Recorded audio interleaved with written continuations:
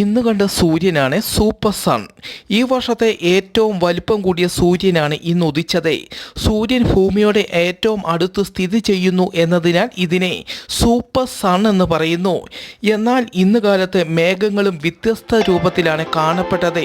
ഇത് തൃശ്ശൂരിൽ നിന്നുള്ള ദൃശ്യങ്ങളാണ്.